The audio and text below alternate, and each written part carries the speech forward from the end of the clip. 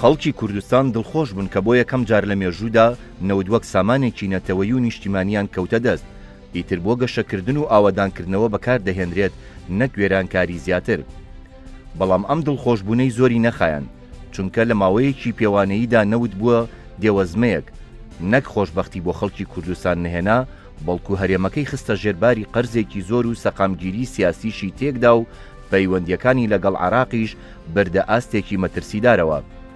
ئێستا هاوڵاتیان لە کوردستان عەوداڵی دۆزینەوەی ڕێگەیەکن بۆ دەربازبوون لە پشبەستن بەنەوت.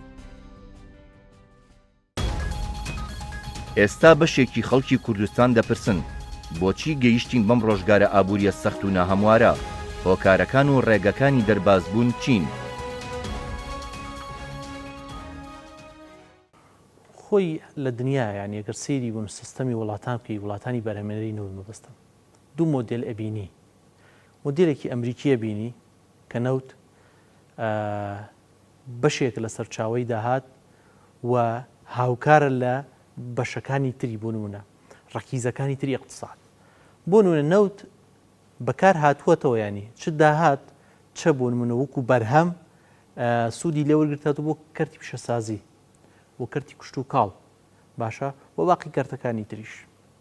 مۆدیلێکی تریش هەیە کە زیاتر ئەم مۆدیل لە شەرقی ئەوسەتە، ینی لە وڵاتانی شەرقی ئەوسەت و ئەم وڵاتانی بوونە کە خۆمانی تیاژین لەم وڵاتانەیە هەیە، وەکو بوون وڵاتانی کەنداو بوون زیاتر سعودیە یا بوونە ئیماراتی لێ بەدەرگی ئیمارات لەو دەردە تا ڕادیەک دوورکەوتەوە. ئەمانە نەوتیان کرد بە سەرچاوەیەکی سەرەکی داهات، ینی فۆکەسی ڕئیسیان لەسەر ئەو دۆلارانە بوو کە لە نەوتەوە دەستیانەکەوێ. بە هیچ شێوەیە نەوتیان نەکرد بە سەرچاوەیەک بۆ گەشەکردنی کوشت و کاڵ و پیشەسازی بۆ نمونە پترۆکیمیاوی و کۆی پیشەسازیەکانی تر بەکاریان نەهێنایەوە لە کەرتەکانی ترە. ئەمە وای کرد ببن بە وڵاتێکی بەرخۆری نەوت، ببن بە وڵاتێک کە ڕەکیزەی ڕئیسی داهاتیان واتە بودجەی ساڵانەیان زۆرینە لە نەوتەوە بێ. عێراق یەکێکە لە وڵاتانی تووشێم دەردەبووە و بەداخەوە هەرێمی کوردستانی تووشێم دەردەبوو کە ئێستا بەپێی ئاماری ئەنجومەنی هەرێمی و کاروباری نەوتوقات لە 1984 کۆی داهاتی هەرێمی کوردستان لە نەوتەوەیە. بۆیە هەرێمی کوردستان نەیتوانی سەرکەوتوو بێ بە هەمان شکڵ ئەو مۆدێلە خراپە شەرقیی وەرگرت کە لە وڵاتانی شەرقا هەیە، نەیتوانی سەرکەوتوو بێ لەوەی چۆن بتوانێت بە داهاتی نەوت کاتێ داهاتی نەوت بەرز بوو لە ساڵانی بۆن 2009 بەملاوە هەتا ساڵی 2013 باشە، نەیتوانی نەوت چ لە ڕووی داهاتەوە چ لە ڕووی بەرهەمەوە بەکاری بێنێتەوە لە گەشەپێکردنی کەرتی کوشت و کاڵ،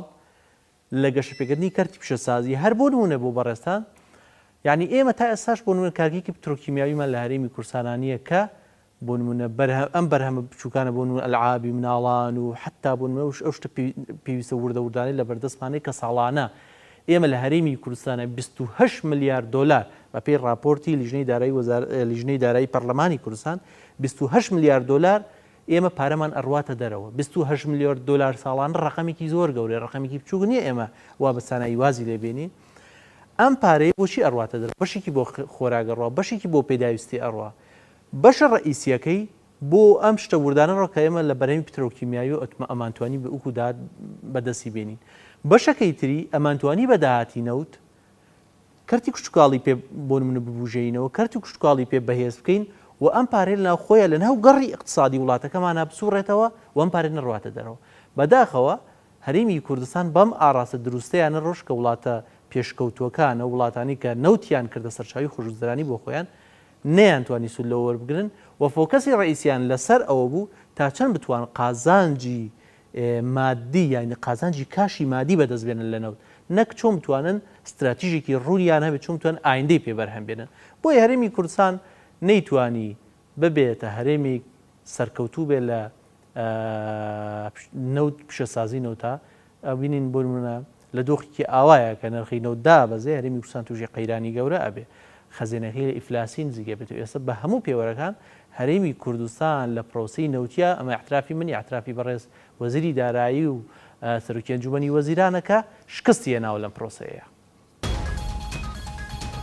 هەر کاتێک باسی گرفتی نەوت دەکرێت ڕاستەوخۆ باسی پشتبەستن بە کوشت و کاڵ دەکرێت. ئایا دەتوانین لە بری نەوت پشت بە کوشت و کاڵ ببەستین؟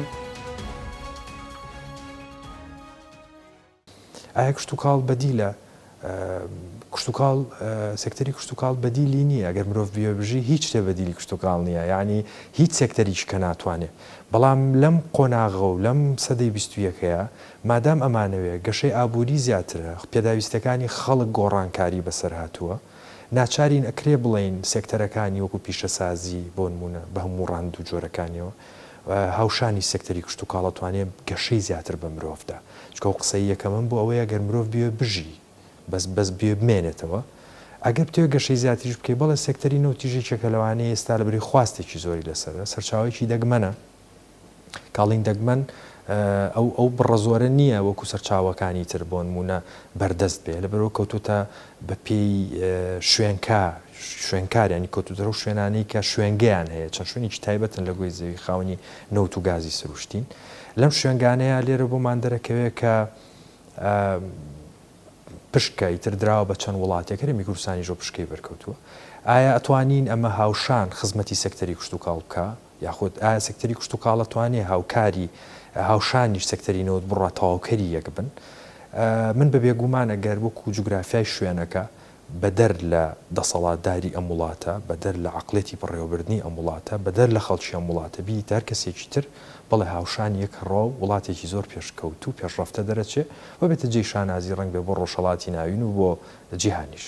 بەڵام کە دین تەماشاکەین بۆ ئێمەوە بڵێم سێکتەری کشتتوکاڵ ئایا توانێت بەدیل بێ وەکو بەدیل ئەو پێکاتەوە ئەو چەمک و ئەو ڕەگەزە سەرەکیانەی کە کشتتوکاڵ پێویستە هەبێ لە هەرێمی کوردستان هەمانە بە زیادەوە ینی کۆمەڵێک پشکمان بەرکەوتووە هەم لە ڕووی ژینگەی و هەم لە ڕووی بنیادی خاک و لە ڕووی جۆرێتی ئاو و لە ڕووی هێزی کار و ئەمانە هەمووی هۆکار و پاڵپشتێکی زۆر باشن بۆ ئەوەی سێکتەری کشتتوکاڵ بتوانێت گەشە بکە ئەوەی یەک شتە غیابی هەیە ئەویش ئەوەیە عقلێکە کە پێوترێ بەڕێوەبردن ئێمە تا ئێستا نیمانە بەداخەوە کە نیمانە ڕنگ بێ هۆکارەکانیش زۆر بن بەڵام هیچ پۆزیشن نییە بۆ بوونی هیچ هۆکار و بیانویەک لە ساڵی 2020 لە 21 بیان و تەبێ بۆ شتانە شتە سەرەتایانی کە هەیە بەتایەتی بۆ سێکتەری کشتتوکاڵ زۆر جارێ ئەمە باسیەوەمان کردووە سێکتەرێک بەم هەموو ساناییە ئەم هەموو کاراسانیەت هەیە ئەم هەموو ڕەگەزەیت هەیە بۆ برەودانیا بۆ و پێشچوون عجایب سێکتەری نەوتی هیچ تا ئێستا کۆمپانیایکی نیشتیمانیت نییە تەنای بۆ دەرهێنانی بۆچی خێرە و تەتویرە سەریع لێراکرێ بە سێکتەرێک کە قوتی ژیانی ڕۆژانەی خەڵکە نانەخۆی بە معدلی تۆ پێویستە بە هەموو بەروبوومە سەوزۆمی و دانەوێڵەیەکانە بەروبوومی شیر و تەنان بڵێن بەروبوومی ئاژەڵی و تەنانەوەی ناو دەریا و وشکانیش تۆ پێویستت بەمانەیە ئەمانە بابەتێکی قورسە بەس دەرهێنانی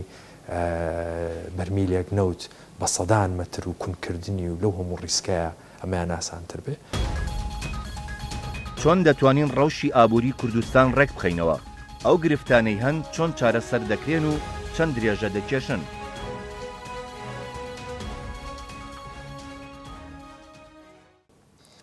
خۆی دوو گرفتی ڕئیسی لە هەرێمی کوردستانە لە مەسەلەی نەوتە هەیە یەکەم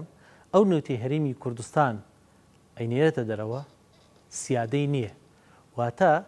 چۆن نەوتی داعش بۆ نمونە نەوتیەکی قاچاق بوو لە بازاڕە نێودەوڵەتیەکانە بەینەما نەوتی هەرێمی کوردستانیش هەروایە نەوتی داعش چۆن ئەڕۆشتە بازاڕەکانەوە بۆ نمونە لە تورکیا باشە لە ڕێی دەڵاڵەوە ئەم نەوتە چووە بازاڕە نێودەوڵەتیەکان باشە لەوێ کۆمەڵە کۆمپانیا بەنهێنی ئەم نەوتیان ئەکڕیەوە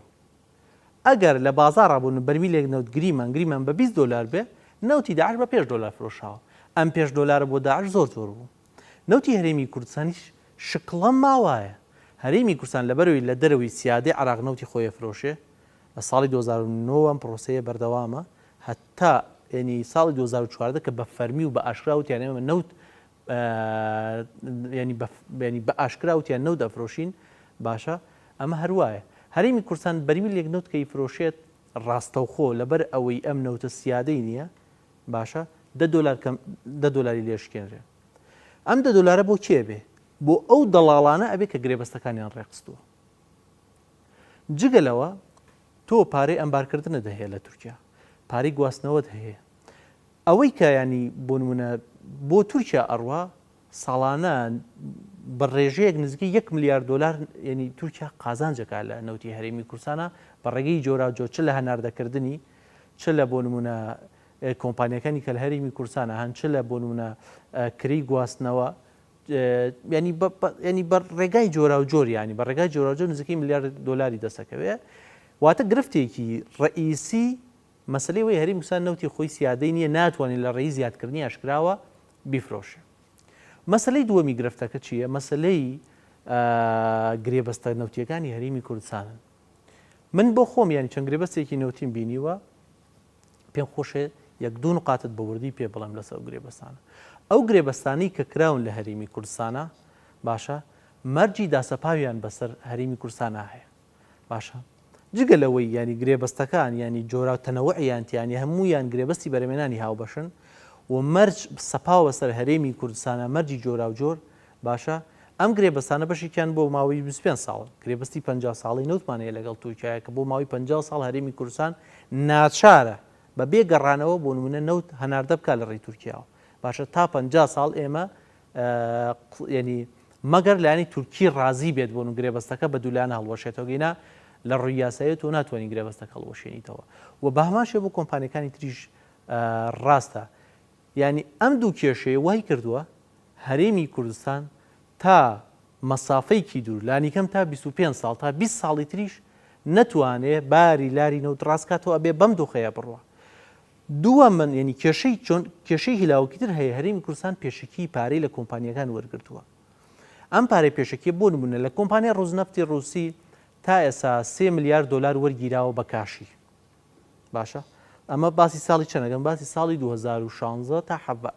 3 میلیارد دلار بە کاشی وەرگیراوە و بڕیارە 3 میلیارد دلاری تریش بدرێت. ئێستا کۆمپانیای کار بە هاوبەشی کۆمپانیای ڕۆژنەفتی رووسی خاوەنی ژێرخانی هێڵی بۆری نەوتی هەرێمی کوردستان بە ڕێژەی 48 بۆ کۆمپانیای کار و بە ڕێژەی 58 بۆ کۆمپانیای ڕۆژنەفتی رووسی. ئەم عەقدە بۆ ماوەی نزیکی 20 ساڵە ینی کراوە لەگەڵ ڕۆژنەفتی رووسیا. ئەمە کێشەی لاوەکی ینی کێشەیەکی تری لاوەکیە کە ئەتوانین بڵێن هەرێمی کوردستان ینی چەندین کێشەی تریژ ینی توانین بڵێن هەرێمی کوردستان ناتوانێت لە داوی کۆمپانیا زەبەلەحکان دەرچێت هەر کاتێک ئەوێ لەم بۆ نمونە شتان ڕزگاری بێ لە ڕێی بۆ نمونە دادگایەکی تەحکیمی وەکو دادگای تەحکیمی لەندەن کە ئێستا 2 سکاڵا لەسەر هەرێمی کوردستانە لە دادگای تەحکیمی لەندەن ینی هەرێمی کوردستانەکەنە ژێرباری قەرزێکی زۆر خراپترەوە لەوەی ئێستا. تاکەی چاوەڕوانی باشبوونی ڕەوشی ئابووری کوردستان بین هاوشێوەی وڵاتانی تر خۆماڵیکردنی نەوت ڕێگەچارەیەکی گونجاوە یان ئەویش گرفتەکان زیاتر قوڵ دەکاتەوە. پرسیارێکی زۆر ورد و جوانە ینی پرسیارێکە بۆ نمونە وەڵامدانەوەی ینی زۆر گرنگە لە ئەنجومەنی وەزیران بۆ نمونە دانیشن بە شوێن وەڵامی ئەم پرسیارەیە بگەڕێن چی بکەن باشە ینی چۆن بتوانن بۆ نمونە لەم دەرچە خراپە ڕزگاریان بێ. تۆ ینی ئێستا ئەگەر باسی سەردەمی بۆ نمونە سەردەمی سەدام و بۆ نمونە سەردەمی بۆ نمونە حتا لە ساڵی هەفتاکانە کە کۆمەڵە ینی بۆ نمونە لە ساڵی 45ەوە بۆ نمونە کە نەوتی ئێرانی لەلایەن مصەدەقەوە بۆ نمونە خۆماڵی ئەکرێ و دواتر عێراق نەوتی خۆی خۆماڵی ئەکا و ئێمە نە کوردستان ئەم توانە بەقوەتەی هەیە کە شتێکی ئاوا بکە باشە وەکو دەسەڵات وەکو سوڵتە نە وەسعی نێودەوڵەتی و بۆ نوێ قلیمیش ئەوەیە تۆ بتوانانی بۆ نمونە کودتایە بەسەر کۆمپانیەکانە بکەیت بۆ ئەم بکەی ئەگەر ئەمە بکەی واتە خۆکوشتنە نەک خۆکوشتنە ڕووی اقتصادی خۆکوشتنە ڕووی سیاسیشەوە لەبەرەوەی یەک چارەسەر لە بەردەم هەرێمی کوردستانە ماوە ئەویش ئەوەیە ئاستی بەکاربردنی نەوتی واتە ئاستی بەشداری پێکردنی نەوت لە سەرچاوەی داهاتە کەم بکاتەوە و ئاستی بەشداری پێکردنی کەرتەکانی تر کە سێ کەرتی زۆر گرنگن لە هەرێمی کوردستانە پێش ئەوەی هەرێمی کوردستان هەرێمێکی نەوتی بێ ینی ئەم کەرتانە زۆر بەقوت بوون لە هەرێمی کوردستان. مەسەلەی کەرتەکان چی؟ یەکەم نقطە کە موهیمە کوشتتوکاڵە. کوشتتوکاڵ بۆ مهمە ینی هەرێمی کوردستان ئەو توێژینەوە ئەو بۆ نمونە بەحسانەی هەن باسیەوەکەن بۆ هەر ناوچێکی وەکو مەنتیقەی شارزور و سلێمانی بەهێزترین ناوچەیە تۆ بیکەیت سەبەتی خۆراک نەک بۆ عێراق بگرە بۆ ڕۆژهەڵاتی ناوەڕاستیش باشە هەرێمی کوردستان ئەزمونمانێ هەرێمی کوردستان لە چەند ساڵی ڕابردووە باشە توانی لە پێداویستی گەنم و پەتاتە بۆ نمونە بگات ئاسی خۆبژێوی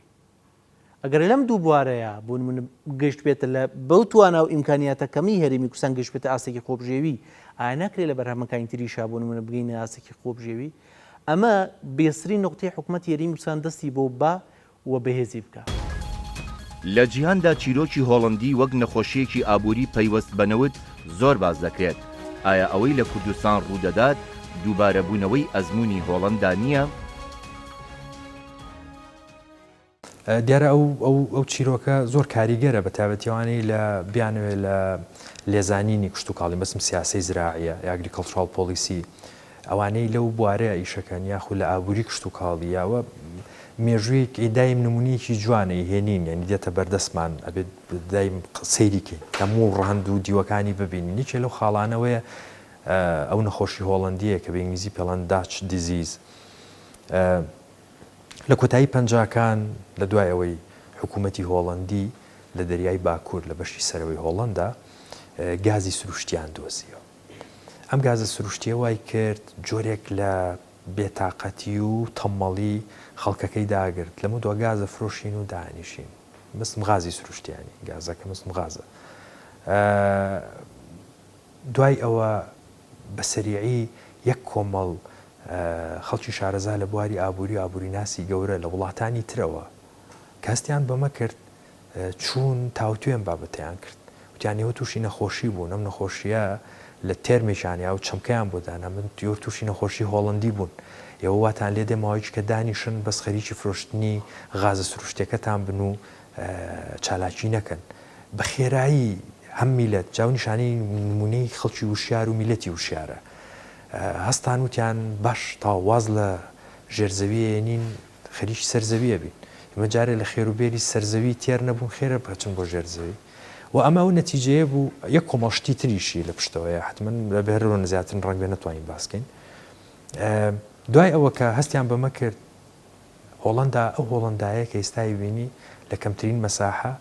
زۆرترین جارێ لە ڕێژەی دانیشتوانی تێ لە هەمان کاتیشە زۆرترین زەوی کشت و کاڵی توانیوێتی زەویەکانیش دروستکراون زیرێکی و حەکیمی لەوەیە ئەم زەویانە زەوی لەبار نەبوون و تا ئێستا خەریکی دروستکردن و پاراستن و گلدانەوەی ئاو و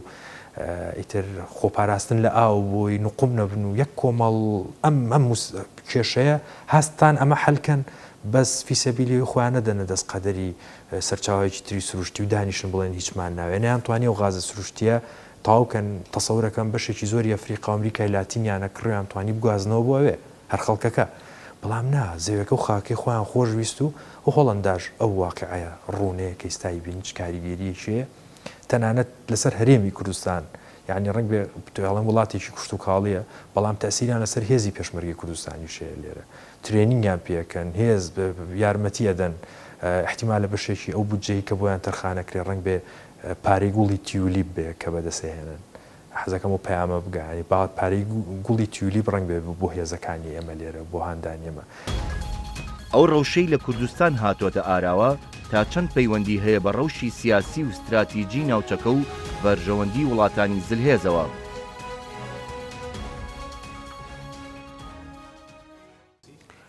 خۆی ئێستا لە شکڵە ینی هەر لە عالەمە بەگشتی هەموو سەفقەیەکی اقتصادی باشە سەفقەیەکی سیاسیشی لەگەڵایە واتە تۆ بوون منەگە سێری سروشتی پەیوەندیە ئابوووریەکانی نێوان رووسیا و تورکیا بکەیت یا رووسیا و ئێران بکەیت لە مەسلەی غازە رووسیا و تورکیا بکەیت لە مەسلەی هاوردەکردنی میوە و بەرهەمی بۆ نمونە زەرعاتیە یعنی تی ئەگەی بۆ نمونە ڕاستە هەموو سەفقەیەکی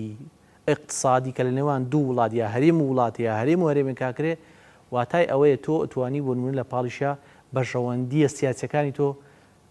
بۆ نمونە لەگەڵ وڵاتەیە گرێ بدەیت بەڵام ئەمە بۆ هەرێمی کوردستان جیاوازە بۆچی بۆ هەرێمی کوردستان جیاوازە ڕاستە بۆ نمونە بۆ ئێمە وەکو هەرێمی کوردستان بۆ نمونە گرنگە کۆمپانیایکی گرنگی وەکو ڕۆزنەفت باشە لە هەرێمی کوردستانیشکە کۆمپانیای وەکو ئۆکسن مۆبیل کە بەداخەوە لە نزیک چەمچەماڵ گەڕانی پشکنینێکی زۆری کرد دوای سەرفکردنی نزیکی 1 ملیارد دلار کشایەوە نەیتوانی لە هەرێمی کوردستانی 1 ملیارد دلاری سەرف کرد و کشایەوە نەیتوانی لە هەرێمی کوردستان نەودۆزێتەوە و کشایە و چوو بەرەو عێراق ئەم قسەی ینی کە بەڕێستان ینی باسیەکان زۆر ڕاستە و زۆر ینی ئەوەی ینی بوون منە تۆ توانی ئستسماری سیاسی لە ڕێز وە بەرێنانەوە بکەی بەڵام لە هەرێمی کوردستانە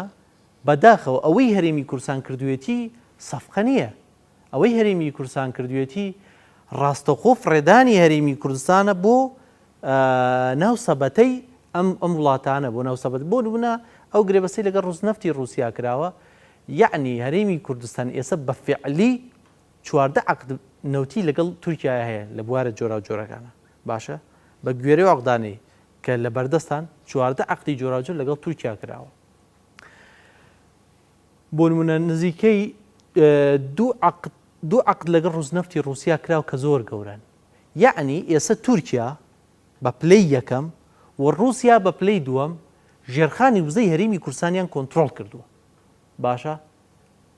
ئایا بۆ نمونە قازانجی هەرێمی کوردستان چییە لەمەیە رووسیا تا ئێستا چی بۆ هەرێمی کوردستان کردووە تورکیا چی بۆ هەرێمی کوردستان کردووە من حەزەکەمان پرسیارە بۆ نمونە بەرپرسانی حکومەت وەڵام بنەوە نقطەی دووەم کە زۆر گرنگە مەسەلەی پیشەسازیە هەرێمی کوردستان ینی ناوچێکی زۆر لەبارە بۆ پیشەسازی سلێمانی کە ناو مەساحایکی زۆر بچووکە لە عێراقا باشە هاوشانی بەسرە لە 32 هەموو شەسازی بۆ نمونە عێراق پێگەیەنێ ئەی لە هەرێمی کوردستانە بۆ نمونە تۆ ئەگەر بایەق بە کەرتی پیشەسازی بدەیت توانای کەرتی پیشەسازی پێشخەی پیشەسازی سەیارات بینی پیشەسازی قورسەکان بۆ نمونە بهێنی تا هەرێمی کوردستان کە ئاسانە ینی ئێمە دەوڵ مستەسمیرمانەیە زۆر باش لە توانای هەیە ئەم پیشەسازی قورسانە بێنێت تا هەرێمی کوردستان و دەستیان پێ بکە باشە ینی ناڵێم ئاسانە بەڵام ینی قورس نییە مەحاڵ نییە ئەکرێت ئەمانە بینیتە هەرێمی کوردستان باشە ئەی هەرێمی کوردستان ئەبێتە سەرچاوەیەکی پیشەسازی بۆ عێراق و بۆ ناوچەکەش ئەتوانێت لەسەر ئەم بناغەیە بۆ نمونە خۆی پێ بگەێنێ نقطەی سێمەوەی تۆ کەرتی سیاحەیە کەرتی سیاحە زۆر گرنگە هەرێمی کوردستان ساڵی 2019 3 ملیۆن گەشتیاری بۆ هاتووە ئەم 3 ملیۆن گەشتیارە ئەگەر بۆ نمونە هەر کەسێکیان $100 شێنابێ زۆرەکە بۆ هەرێمی کوردستان کە بە دڵنیایی و هەریەکیان بۆ نمونە لەوانە $500 $1000 لە هەرێمی کوردستانە خەرج کردوێ بۆیە سەرچاوێکی زۆر بە قوتە سیاحە کە بایەخی پێ بدەبێ هەرێمی کوردستان لە چوارچەوەی ئەم سێ استراتیژیای خۆی ڕێک بخاتەوە گرفتەکانی کوشتتوکاڵ لە هەرێمی کوردستان چین پەیوەستە بە زەوی و خاک و ئاوەوە یان سەر دەکێشێت بۆ تەکنەلۆژیا و نەبوونی بانک و پاڵپشتی حکوومەت و بە بازارکردن و ساختکردنەوە یەکێک لە هۆکارەکانەوەیە ئاسانترین پرۆسە ئەگەر بمانێ هەر گریمان جەنابەت پارچەی خانوو بەتوێ پارچەی زەوی بکڕیت و خانوویەک دروست بکەیت یەکێ لە شتەکانە بێ بزانی زەویەکە چەند مەترە و چۆن دیزاینەکەوێکی ئێستا بە هەموو وەزارەتەکانی پلاندانان کشت و کاڵ هەر هەمووی نازانین ئێستا مەساحەی ڕووبەری فعلی زەوی لە هەرێمی کوردستان بۆ کشت و کاڵ چەنە نازانین چونکە ئەم هەموو هەر دیقەتدەن ئەم هەموو پرۆسەی دروستکردن و ئیتفاکردن کە کوژانەوەی ئەو زەویانەی سەر بە کشت و کاڵ و ئەڕوا بۆ سێکتەرەکانی تروانە ئەمەندە سەری ئەو خێرایە هەر داتایە بڵێن ببوورە ناڕاستە داتایە ڕقم هەیە ڕقمێک هەڵێن هەفتی داهات و ڕقمەکە شتێترە ئاوانی ئەوە ببوورن بەزەوە حقەتە ئەمە یەک تا ئێستا کە بەرچاومان ڕوون نییە بە هەموو وەزە هەموو حکوومەتی هەرێم نازانێت چەند زەوی بەراوی هەیە نازانین چەنی دێمە هەنە داتای ساڵی 1970 فاوەی تر جارجار کەم و زیادەکرێن و ترسناکە هەتا ئەم لەحزەیە ئێستا لە هەرێمی کوردستان لە ماوەی هەفتەیەک نازانێت چەند ملیۆن مەتر مکعب ئاو هاتوتە ناو هەرێمەکەی و لە خواریشەوە لە دەرچەوە چەند ئەڕوا بەرەو ڕاست و باشووری عێراق ئەمە دووشتە ئەمە زەوی ئەمە ئاو باش بینەوە سەر زەوی تا ئەم لەحزەیە نازانین شتەیەکمان یاخود نەخشەیەکمان نییە کە بزانین لە شیروان مەزنەوە هەتاوەکو بانمیلی خانەقین جۆری خاکەکانمان باشە چ سنفێکە چ جۆرەك سەمادێکی بۆ بەکاربێنین وەکو جسمی خۆمان نەقسی چه عنسورێکیە تا ئەو شتێ بێنێ ئەو شتەمان نییە باش کە دیتە سەر ئەم وردەکاریە اینجا با بینە سەر پێکاتە بنەڕەتیەکانی تری گریمانەوە هێزی کارەکەت هەیە ئەو جووتیارە دەستماندووە پشکوڕانەی کە چەندها ساڵەمە هەر لە جاتیەوان ئەو بێدادیاکەین هیلاکن ماندوون هێزێکی کاری و هێزێکی مرۆیی زۆر باشمانێ بەڵام کە هاندان نەبوو بەجێ لەویشی لاکە بێ و بێزارە بێ ئەوە شەکەی بینن بەبوونی کۆمەڵی هەڵی ئەوانیش باوەش بڵێ یەکێک لە هۆکارانی ترەوەیە کە تۆ دیقەت بە ئێستا لە کاتێک ئاگە بتوێ باسی هەر بەرهەمی دانەوێڵە و سەوزاکە ئەمەی لە کشت و کاڵای باسی بابەتی ئاژەڵەکەی جارێواز لێنین بەست با دیقەت بە بزانین لەکوێ داتایەکمان هەیە ئەمەی کە باسم کرد پێشتە هەموو داتابەیزە کە بێت بێ لەکوێ داتایەکمان یاخو شوێنێکمان هەبێ بۆ پاراستنی ئەو بانکی تۆوانەی کە پێویستە هەت بێ کام تۆ ئەمە تۆی خۆمانە ئەمە تۆی کوردەواریە ئەمەیەکە لەگەڵم بێڕادێ هەر کۆمپانیایەک هەڵەسێ و یەک کۆمەڵنەوە لە هەچی وڵاتی دراوسێ و ئەو سەری گیانەوەی هێنێ بە برایەکی جوتیاری ئەمێ فرۆشە ئەویش بە نەزانی و بەبێ ئاگای لێ بێ بزانێت چیە پێوەیەکە ئەیکا بە زەویەکەیەوە چاوەڕێی بەرهەمی باشەکە تەماشاکە ئینتاجی زۆر خراپە حکوومەت هەر هیچ نا بەس ڕقابێ و بابەتی بکردایە تەسەورەکەی ئەو بودجەی کە لەو بڕی مادەی قڕکەر و تۆ ئەوەیە سەرفەکرێ هیچی کەمتر نییە لە هەموو دەواازە سنووریەکانی کوردستان و بگرە بە چەند بیرە نەوتێکیشەوە ئەو بازرگانی کاکرێ ئەگەر بین دیقەت بین لە بابەتێکی تر ئایا پرۆسەی بە بازاڕکردنەکەی کە بەشێکی گرنگە لە پرۆسی بەکارژێڕیکردن پرۆسی بە بازاڕکردنێتی ئێمە تا ئێستاکە براجوتیارەکانیشمان هەروە ڕاهاتوین ئەگەر خاوەنی مەوزانم ئەمە لە سەدان جارم قسەیم کردووە لە زۆر شوێن قسەکە لەسەروێ ڕاهاتن لەسەر بابەتێک ئەگەر تۆ خاوەنی زیاتر لە 40 دۆنم زەوی بی ئەچی لە 4 دۆنم زەویەکەی بۆ پرۆسەیە ئەگەر تۆ بە شوی ماس پرۆداکشن هەر چلەکە یاخود 35 دۆنمیت کرد حتمما تۆ بێت ترکتۆرێک بەکاربێنی بۆ ئەو کاتە کۆست ئەو تێچووە کەمترەکە ئەو کاتە توانی منافەسەکە و بە قوترکی لە بازار بە ئینتاجێکی زۆرتر ئەمە لێرە تا ئێستا ترس هەیە ئەمیش سەبەبەکەی بۆ چێگەڕێتەوە جارێکی کە بۆ خراپ کارژێڕیکردن ئەویش ئەوەیە جوتیاری ئێمە تام لەحزەیە هەر ناوی جوتیارە و هیچی تر نە مەسئولە لە بەرهەمی خۆی نە حکومەت مەسئولە لێ هەتاوەکو براجوتیارەکان لە ڕێی سندیکایەکی تۆکمەوە نەتوانە ناوی خۆیان تۆمارکەن وەکو کۆمپانیا کار نەکەن سێکتەری کشتتوکاڵ بە هیچ جۆرە نابێ و ساڵیش کەش ئەم کاتە حەزەکەی دانیشینەوە لەگەڵ جەنابتە نەفسی بەرناماکەین و هەمان کۆژان باسەکەینەوە ئەمە چەند ساڵە ڕوا بەردەوام ڕێگەکانی چارەسەرکردنی گرفتەکانی کشتتوکاڵ لە کوردستان چین چۆن وا بکەین کشتتوکاڵ ببێتە هاوشانی نەوت وەک سەرچاوەی داهات و بودجە و بژێوی کەواتە چارەسەر بۆ ئەمانە یاخود ئەتوانین ئەم لەم قۆناغە ئەمە دەرکەین بیگەێنین ببێتە قۆناغێک کە بەدیلی نەوت بێ یاخود بگرە هاوشانی بێ یاخود بتوانین هەر هیچ خۆراکێکی تەندروست بین بە تاکەکانی ئەم وڵاتە کە لە هەمووی گرنگترە بەڵێ توانین بە چەند مەرجە یەک ئەویشەوەیە کە هەر پرۆسەکانی یاخود ئەوانەی کە مشەڕعین یاخود دەمانەی یاسا دانان لە پەرلەمان ئەبێ زۆربەی زۆری ئەو یاسایانەی کە دەرکراوە لەو پرۆژە یاسانی کە نێردراوە زۆر کرچووکاڵن زۆر خراپن و تەنانەتن گیان کۆپی پێستێندی وڵاتانی دراوسێ بەس تەرجەمە کراوە و ئەستان هەر ڕەبتی بە کوردستانەوە نییە و هەندێک بەروبوومی زۆر زێڕینمانەیە لە کوردستانە لە هیچ یاسایەکان نییە جێ نابێتەوە یعنی ئەگەرسا بە خراپیش بەکاری بێنی یاسا ناتگرێ من نامێ لێرە بێڵم ئەمانە پێویستی بۆیە کە خەڵکی کارامەتر من پێشوی بەرنامەکە دەست پێ بکەم بە جەنابتم وت پەرلەمانی کوردستان دادی جوتیار نادا نەبوونی ئەو کۆمیتەیە هەڵیژگرێتەوە لە کورد پەرلەمانە هیچ مهم نییە پەرلەمانی کوردستان لە ناوچەی گونشین بەردەرگای مزگەوتەکەیە کە لە نوێژ دێنە دەرەوە دەمەتەقەیەکەکەن ئەوێ پەرلەمانە قەرارە درێچیەکەن لەبەرەوە ئەوەی کەوترێ لە دەرەوە زیادە ئەگەر شیانەوێ چاچیکەن ئەبێ مشەڕعیم چێتە بەرەو دەرگای مزگەوتی گوندانە لە دوای نوێژ قسە لەگەڵ جوتیارانی ناوچەکە بکە لێ بۆ دەرەکەوێ بڕیاری چێتری ئەمە واقعی کوردستانی ئێمە جایتر قسەی کتێب لێرە دادن نادا ئەمە واقعەکەی کە باسێکە بەشێکی گرنگی سێکتەری کشتتوکاڵ لە ناوچەی گوندنشین شتێکی کەمان هەیە کەوتۆتە ناوچەی گوندنشینەوەی سێکتەری گەشتیاریە ئەگەر سەیری هەریمی کوردستان بکەیت بەشێکی زۆری ئەو شوێنە گەشتیارانی کە ئێستا هەیە ناوچەی گوندنشینە بۆیە ئەڵێم ستراکچەری یاخود بنیادی ئەو وەزارەتانە قابلی لێکەڵۆشانەوەیە لەبەرەوەیە کە تۆ ئەبینی ئەم شوێنانە ینی خۆی بنیادی گەشتیاریانتیا بۆ بۆی تا ئێستا گەشتیار سەردانێکە ئەمیش خاوەن زەویەکان یاخود براجوتیارەکانمان خاوەنین یا سەرپرشتی و شوێناناکەن یا ماڵی ئەوانەیە زەوی ئەوانە ینی نمونەیەک ئەگەر سێری باخێکی بۆ نمونە ڕزێک لە هەورامان بکە یاخود دارگوێزێک پێی لە هەورامان بێخاوەن نییە ژێرە و دارگوێزە کەپرێک دروستکراوە و جوتیارە و خاوەن باخەکە خاوەن گوێزەکە دیێ و بڕەپارەیە وەرەگرێ ئایا ئەمانە هەمووی پێکەوە لە ناوچەی گونشین من بە وەکو یەک پاکێت سێریەکەم کشتتوکاڵ نابێت جاکرێتەوە بە سەری ناوچەی گونشین نەبیکەم چونکە ئەگەر سەرمان کرد کشتتوکاڵ ئاوا گەشاکە نابێت پرۆسەیەکی وەرگریە بە سەری ناوچەی گونشین بە کۆی پرۆسەکەی بکەیت ئەویشەوەی ئەگەر هاتوو ئەم سێکتەرانەوە لە هەر ناوچەی گونشینە بەدەر لە سێکتەری گەشتیاری چەند سێکتەریشی تریژەگرێتە خۆی جاری وایە بۆ نمونە هەندێک جۆری چالاکیمانەیە کشتتوکاڵی نین بۆ نمونە ئاژەڵدارین